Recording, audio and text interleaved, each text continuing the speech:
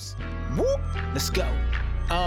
Hursty Games, and this how we do. Now it's time we team. Hey there guys, welcome back to Hursty Games and welcome back to another FIFA 22 rating predictions videos. Today's team again was picked in the comment section of the last one, and that is Leicester City. They were relatively popular, and actually I'm quite excited to look at this team. I think Leicester, as per usual, are kind of being overlooked by a lot of people, but are improving season by season, and hopefully the player ratings are going to show that I really do think this Leicester side can do some business. So without further ado, I've got my starting 11. I'm going to put those players into some little card designs, and I'll show you what I've got. Let's go for it. Okay, so we're going to start off in goal, and we're going to start off with Schmeichel. Upgraded him to an 85, had a fantastic season for Leicester, but also for Denmark. Proved himself to be one of the best keepers in Europe. Obviously, I don't think he's going to get the rating of one of the best keepers in Europe, but I do think he's going to get a +1 on his 84 from FIFA 20. Just a very good keeper. Realistically, he's just got better and better, and I think he warrants himself an upgrade. So Schmeichel, for me, I think will be one of the slightly higher rated Premier League goalkeepers, and as I said, I think he's an absolute baller. And I'm going with a 4 at the back system, and we're going to start off with the right back in Pereira. I'm relatively sure Pereira had a couple of injuries and stuff last season, so I've kind of kept him at an 85. Not because, I don't think he was very good, but I think he proved to be good enough to be that kind of rating. I think he will fall short of just about being a walkout like he did in FIFA 20, but I think an 85 is probably a justified rating. I do think he is a very, very good right back, and honestly, from what I have seen of Pereira, I enjoy watching him play. When you compare him to the kind of players sort of like Cancelo, which I guess is somewhat sort of comparable being Portuguese, or Semedo, I would say that he offers something very different to Cancelo. If I had to pick one to be in my team, I'd probably go for Cancelo, but Pereira for me is a very good defensive right back, and I have to say, I think 85 is a fair rating. Now we'll go on to the 2 centre-backs, and we're going to start off with Soyuncu. Now Soyuncu, I'm a big fan of. I think this guy has really stepped up to the plate since obviously them selling centre-back, since Maguire going, and I have to say I think he's a very, very good player. I was stuck between an 82 and an 83. I went with the 82 just because I don't know if they'll give him that 83 rating, but an 82 or an 83 I think is fair. I wouldn't be upset seeing him with either. Really like Soyuncu, really think he's going to be a big part of their season this season, and yet again, I think he has to be the constant. I mean, they've already had injuries to the centre-back position this season. For me, Soyuncu has to be the constant figure. I know Leicester did just sign Vestergaard a couple of days ago. However, when I made these cards, Fofana was the person I was putting in there. Vestergaard wasn't confirmed, so I've gone with what I would have predicted Fofana to get. Obviously, he has picked up that injury. Hopefully, it's as speedy recovery as it can be. But yeah, Fofana, I've gone with an 81. I think he had a very, very good season. I think he will get a pretty big boost on his previous card, and I think it's justified. I think Fofana really has proved that he's got a real potential and a real chance of progressing his career as and when he is back from that injury. If I was to go for Vestergaard, I don't think he'd be as high rated as Fofana, but Fofana's card, I think for early FIFA, is going to be a very, very good centre-back, very desirable and very, very good. Again, speedy recovery to him as well. And at left back, I've gone with a player that I don't actually think had a FIFA 21 Ultimate Team card. If he did, I couldn't find it. That is Thomas. Now, I think Thomas, from what I have seen of him, very good player. The other player I was considering was James Justin, but I think he is also a right back. I don't think I've seen him play at left back. If he has, Leicester fans, feel free to correct me. But I think Thomas, just because it is going to be his first card, I don't think he'll get a gold rating. I do think he'll get a silver. But for a silver, I think he'll be decent. Leicester fans, again, feel free to tell me if there's a player that I've massively missed out on here. But Thomas was like the go-to left back that I could think of, or that I was really expecting to see for this side. So let me know if there's someone that I've massively obviously missed. But for me, I think Thomas has got a real good potential ahead of him. I think he's got a real bright future. And again, I expect to see him with a relatively high rated, but a silver card rather than gold, just because I'm fairly sure it's his first FIFA card. But I might be wrong. Going on to the midfield, and this sort of CDM defensive midfielder partnership is one of my favourites in the league. I love these two players. We'll start off with Tillerman, the old career mode whiz kid. Honestly, this guy was so good in career modes back in the day. If you used to play the slightly older FIFA career modes, this guy was your go-to midfielder. Absolute beast. And you know what? He's really proving that he did have the potential that the games thought he did. So Tillerman for me is going up to an 84. Honestly, again, if I was going straight up off of any old ratings, I could give people whatever I think they do justify. I'd actually put him even higher, but I think a +3 is warranted to his 81 rated card.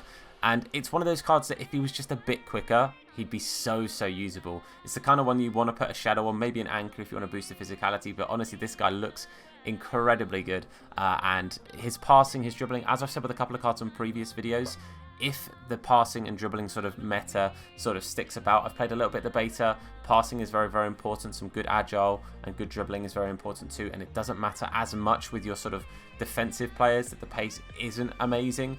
Tillerman could be a hell of a steal, could be a hell of a pickup early game, and honestly, I like him. I'm a big fan of Yuri Tillerman. And to partner him, I've gone with Ndidi. Ndidi for me, I think, justifies now being a walkout. A +2 from his 84, and Ndidi's a beast. Ndidi's an absolute baller. I love this guy. I think he is one of the best holding midfielders in the league, and I think he does a real sort of... He's a bit of an unsung hero. He does all the dirty work that you don't necessarily realise is going on at times. It's like, for example, the first season we had Stefan Johansson. For a big chunk of time, I didn't really notice what he brought to the team until I really paid attention to what he did. And Ndidi is that kind of player. You realise that if he's not in the team, there's something missing. All the work that's being done isn't being done by this man. So Ndidi, for me, definitely justifies a +2. Very good player. An early game as well. This guy will be disgusting. If you pick him up, he's going to be very expensive if he gets anything like the card I've predicted. So hopefully he gets a justified upgrade. If so, I'm predicting Ndidi will finally be a walkout. Onto a slightly more attacking midfield. I've gone with the cam. I have gone with Maddison. I know he's linked away. I know he's linked to Arsenal. I personally think they're going to pick up Odegaard instead, or pick up someone slightly different. I know there's also links for Coutinho being done in a swap deal for Lacazette. There's a lot going on. I think Maddison is going to be staying, and if he does, I'm predicting him to get an 83. I think he will get a bit of a boost. And again, I like Maddison. I think he's good. I don't think he's the best cam English midfielder that there is. I don't think he is like quite at that point of the England team. I think he does miss out on a couple of things because I do think there are some slightly better players than him. But I still think he can bring a lot to a team. He's sort of a player that just turns up on moments, and all of a sudden you think, mate, Maddison's going to be sick. Maddison's done this, Maddison's done... And then all of a sudden he just kind of disappears a little bit. This is obviously as a neutral fan, not somebody who supports Leicester. So, again, Leicester fans, correct me down below. But I like Maddison. I think he'll get a good card. I think he will get an upgrade on his previous card. And I do think he'll be aboard. But Maddison, interesting to know from you guys. Do you think he's going to stay? Let me know in the comments.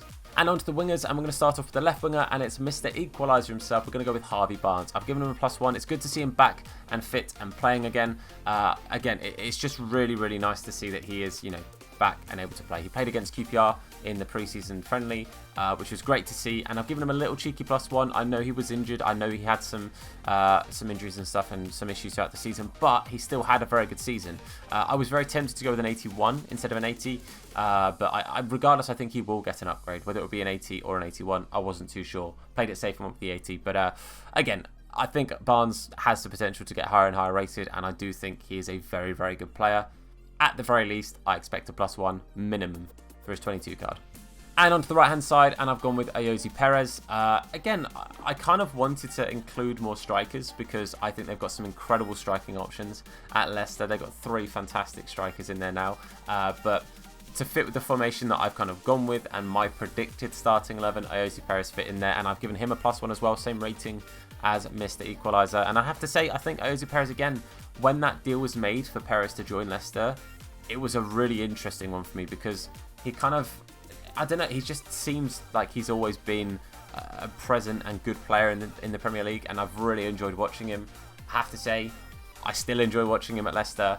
I do think he warrants a +1, and I look forward to seeing more of this guy. It'll be interesting to see again if they play some of their new quicker strikers out wide maybe instead of him. But Perez, to me, still a very good player, justifies a +1. And up top, I'm going with Mr. Party, Mr. Jamie Vardy. I've given him a +1. Now, I think he's either going to get a +1 or he's going to stay at 86. If they downgrade Vardy, they're doing something wrong.